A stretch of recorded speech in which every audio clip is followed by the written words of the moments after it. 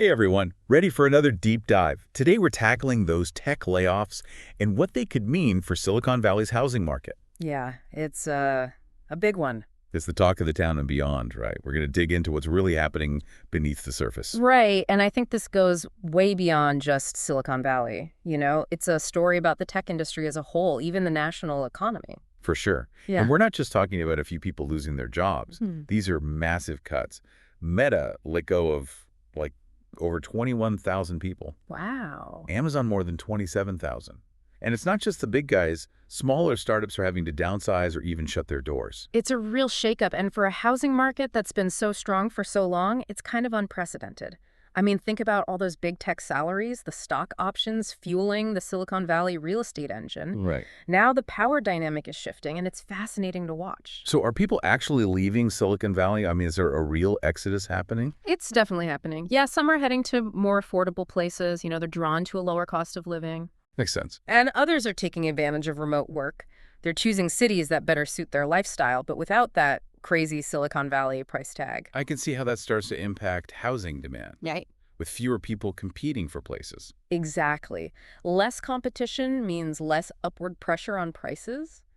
And we're seeing that play out most clearly in the rental market. Okay, so for those looking to rent now, might actually be a good time. Oh, absolutely. Landlords are having to work much harder to get tenants. You're seeing things like reduced rent-free months, even lower security deposits. Really? It's wild. Stuff you wouldn't have even dreamed of a year ago. It's true. A friend of mine just got a place in Mountain View with 2 months free. It's crazy how the tables have turned. It really is. It's Yeah. like a complete 180 from when landlords had all the power. But there are two sides to every coin, right? Yeah. What's this shift doing to landlords? Well, it's kind of mixed bag, honestly. All Yeah. those vacancies and incentives, they can really strain landlords, especially those who are highly leveraged. They've borrowed a lot to buy their properties. And so they're more vulnerable now to financial issues if they can't fill those units. I can see that. So renters are getting a bit of a break, but what about homeowners? I imagine it's a different story for them. Yeah, you're right. With mortgage rates hovering between 7 and 8%, even people with secure jobs are hesitant to upgrade or buy a new home. Yeah, it's a big jump from what we've been used to. Oh, definitely. I mean, think about it. The average rate for the past few decades was around 4%. So this makes it much more expensive to borrow money for a home. And then you have those laid-off tech workers who are relying on stock options, potentially facing forced sales. Unfortunately, yeah, that's a real possibility. And that could really hit certain neighborhoods hard. Think places like Cupertino, Palo Alto, Mountain View, areas with a high concentration of tech employees. We could see a lot of homes going up for sale there. So maybe not all sunshine and rainbows then. But hold on. Could this actually be a good thing for aspiring homeowners? Could this shift actually work in their favor? It definitely creates some opportunities. We're seeing prices soften, especially in the luxury market, and that gives buyers more wiggle room. They can push for things like price reductions, closing cost credits, contingencies, and their offers. So after years of sellers calling the shots, buyers finally have some leverage. Right. And it's a big change for a market like Silicon Valley. It's like a whole new ball game. It really is. So much uncertainty now. Yeah.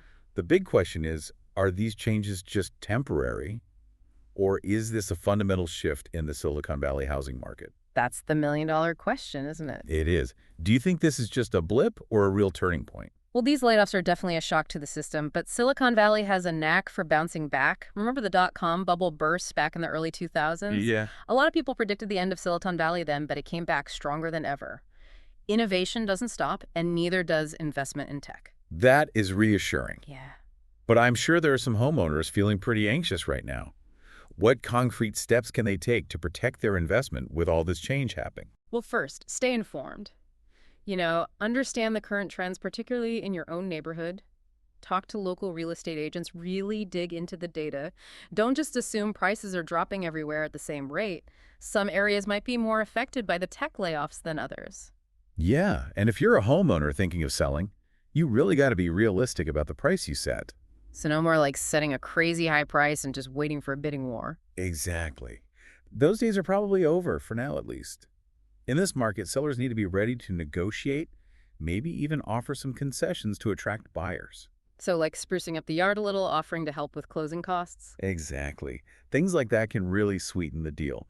And it's super important to showcase the unique things about your property, especially if it's in an area that hasn't been hit as hard by the tech downturn. So playing up those good schools, the quiet streets, the access to parks and nature, that kind of stuff. Right. Things that might appeal to buyers who are looking for a different kind of lifestyle. Yeah, it's like you're shifting the focus from being right in the part of the tech scene to highlighting those lifestyle benefits. Exactly. And it all ties back to what we were talking about earlier with remote work potentially changing the whole landscape of Silicon Valley.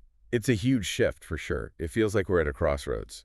Mhm. If remote work really becomes the norm, how does that change the Silicon Valley we know? It really challenges a lot of the assumptions that have shaped the region for so long.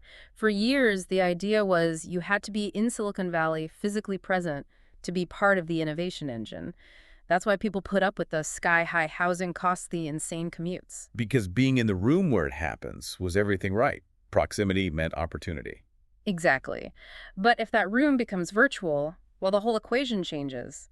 Suddenly paying a premium to live in a tiny house near headquarters doesn't make as much sense if you're only going in once a month or even less. Okay, so maybe those super expensive neighborhoods right by the tech campuses take a hit. Yeah. What about the rest of Silicon Valley, though? Does this mean the whole bubble is about to burst? Not necessarily. This whole ripple effect could actually breathe new life into other areas.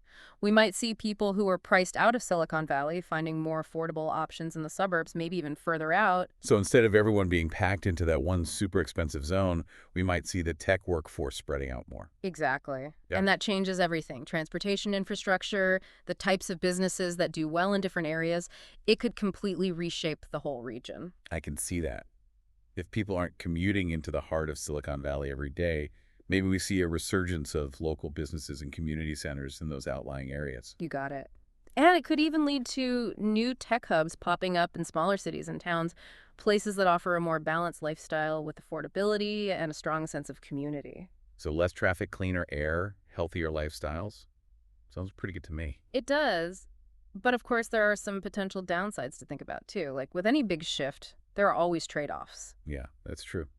What are some of the challenges we might see with this move to a more spread out Silicon Valley? One concern is the potential for increased inequality.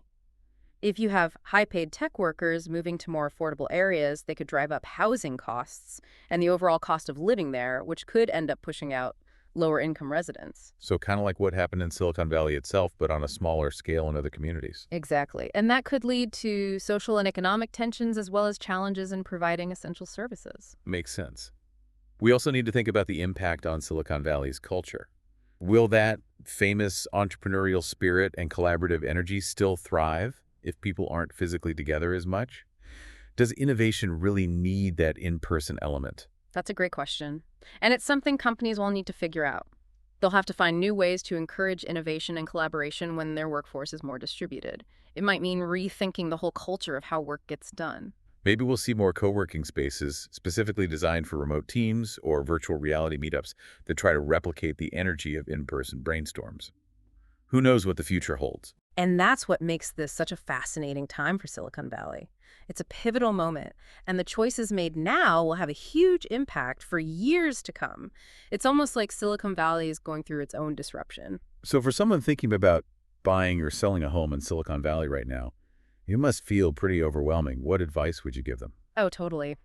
The old rules don't really apply anymore, but there are still some important things we can learn from all this to help people navigate this uncertain market. Okay, let's hear it. Yeah.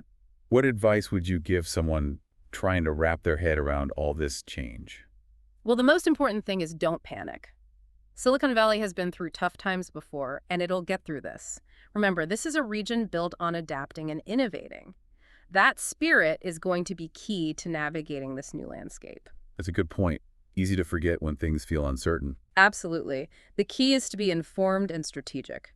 For buyers, this could be a chance to find a property at a more reasonable price. But you got to do your research, understand what's happening in the specific neighborhood you're looking at. Don't just assume prices are dropping everywhere equally. So even in a downturn location still matters. More than ever. Some areas are going to be more affected by those tech layoffs than others. Pay attention to the local trends. Talk to real estate agents. Really dig into the data to understand the nuances of each neighborhood. We've talked a lot about what this means for buyers, but let's not forget about the sellers. What's your advice for them in this crazy market? It must feel like a whole new world. For sellers, it's all about adapting to the new reality. Be realistic about your pricing. The days of easy bidding wars might be over, at least for now. Be prepared to negotiate and maybe give a little to get a buyer. Think about what you can offer to make your properties stand out in a market that's becoming more buyer-friendly. Like we were talking about earlier, maybe doing some landscaping or offering to cover some of the closing costs. Exactly. And make sure to highlight the unique features of your property, especially if it's in an area that's less affected by all the tech changes. So play up those great schools, the peaceful neighborhood, the easy access to nature, things that will appeal to buyers who are looking for a different lifestyle. Exactly. Focus on the things that matter to buyers who prioritize lifestyle, community, and value over just being close to a tech company. And don't be afraid to get creative with how you market your property. Highlight the potential for remote work, the strong sense of community, and the overall quality of life your neighborhood offers. It sounds like whether you're buying or selling, the key is to adapt to this new reality and be open to new possibilities. Absolutely. The Silicon Valley housing market is changing fast, and those who are willing to embrace change and think strategically are going to come out on top. You know, it's interesting. We started talking about tech layoffs, but this conversation has really become about so much more. It really has. We're talking about the future of work, the future of communities, the future of Silicon Valley itself. And it's all connected to the housing market. It reminds us that real estate isn't just about buildings. It's about people's lives, their dreams, their hopes, and all of that is being reshaped by what's happening right now. It feels like we're at a turning point, not just for Silicon Valley, but for how we think about work and life in this tech-driven world. It does, doesn't it? And it raises some really big questions about the future of Silicon Valley and its place in the global tech scene. You've definitely given us a lot to think about, Wow. and it seems like we've only just scratched the surface. We have. There's so much more to explore. This conversation could go on for hours. I think you're right. On that note, let's shift gears a bit and explore some of the broader societal implications of these changes. Because this isn't just about Silicon Valley. It's about the future of work, the future of community, and the future of innovation itself. You know, we've been talking about this shift in Silicon Valley, and it makes me think, what happens when a region that was like so defined by being physically concentrated starts to spread out? It's like the whole idea of remote work is kind of pulling everything apart. It's a really interesting question, and it forces us to rethink some pretty basic ideas about how we build our communities. What does it even mean to be a Silicon Valley company or a Silicon Valley entrepreneur when the valley itself might not be the center of it all anymore? Right. If we're not all packed into the same small area, how do you keep that sense of connection and collaboration that Silicon Valley is known for?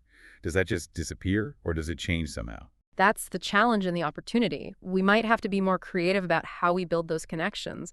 Think about things like virtual reality meetups that are more immersive co-working spaces that feel more like community centers, maybe even intentional communities designed for remote tech workers who want that work-life blend. Intentional communities. That's a new one.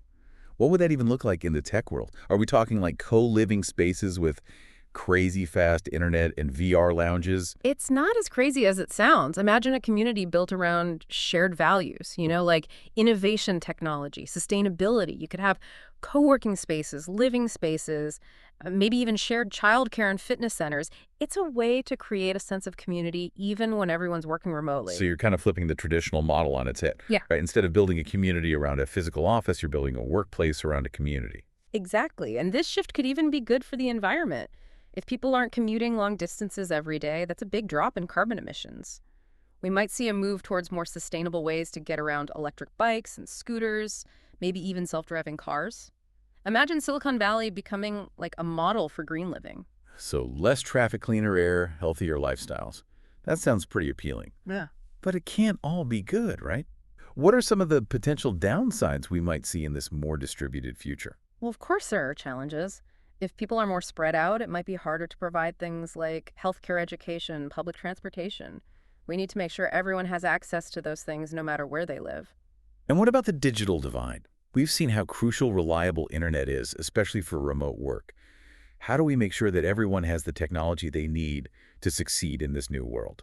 That's a huge issue. We need to invest in better broadband infrastructure, especially in rural areas and communities that haven't had access in the past. And we need to make sure everyone has access to digital literacy programs so people have the skills they need to be part of the digital economy. It feels like we're at the beginning of a really big societal shift. And it's exciting, but also kind of scary. It's like we're writing the next chapter of Silicon Valley, but we don't know what's going to happen I next. know what you mean. But I'm optimistic. I think we have a real chance to create a better future. A future that's more equitable, more sustainable, and more connected. But it's going to take a lot of hard work, collaboration, and innovation. We need to be willing to rethink how we do things and to try new approaches. And isn't that what Silicon Valley is all about? Embracing change, pushing boundaries, and finding solutions to big problems. Exactly. And I think this is the next big challenge for Silicon Valley. To lead the way in creating a future that works for everyone, not just the tech elite. A future where innovation and technology help create a more inclusive and sustainable world. That's a great thought to end on. So as we wrap up our deep dive into the tech layoffs and the Silicon Valley housing market, it's clear that there's so much more to this story. It's a story about the future of work, the future of community, and the future of Silicon Valley. And it's a story we're all writing together. It really is. And I think the most exciting part is that we don't know how it's going to end. We have the power to shape the future, to create a world that we want to leave for the next generation. And who knows, maybe Silicon Valley, in whatever form it takes, will be leading the way.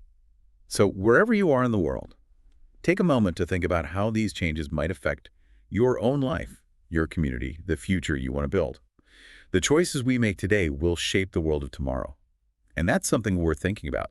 Thanks for joining us on this deep dive.